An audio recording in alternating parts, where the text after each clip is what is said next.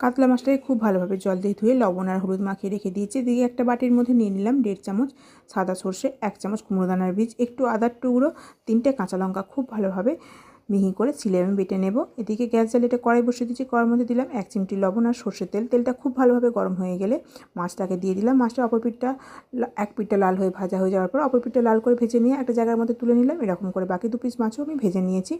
ওই তেলের মধ্যে দিয়ে দিলাম একটু কালো জিরে ফোড়ন আর একটা ছোটো সাইজে কুচিয়ে নেওয়া পেঁয়াজ। পেঁয়াজটাকে প্রথমে লাল লাল করে ভেজে নেব। ভেজে নিয়ে গ্যাসটাকে লো ফ্লেমে দিয়ে এর মধ্যে দিয়ে দেবো একটু হলুদের গুঁড়ো, একটু লঙ্কার গুঁড়ো, স্বাদ অনুযায়ী লবণ দিয়ে মশলাটাকে আর একটু কষিয়ে নেব তেলের সাথে। তারপর আমি যে সর্ষে আর কুমড়ো দানার বীজ বেটে রেখেছিলাম সেটা দিয়ে দিলাম। দিয়ে কিন্তু কোনো রকম ভাজবো না। এবার দিয়ে দিলাম সঙ্গে সঙ্গে জলটাকে দিয়ে খুব ভালোভাবে ফুটতে দিলাম 2 থেকে 3 মিনিট। 2 থেকে 3 মিনিট পর ভেজে রাখা মাছটাকে দিয়ে আরও 2 থেকে 3 মিনিট খুব ভালোভাবে ফুটিয়ে নিয়ে ওপর থেকে ধনেপাতার কুচি ছড়িয়ে দিয়ে আরও একটু ফুটিয়ে নিয়ে এটা একটা জায়গার মধ্যে নামিয়ে নিলে একদম রেডি।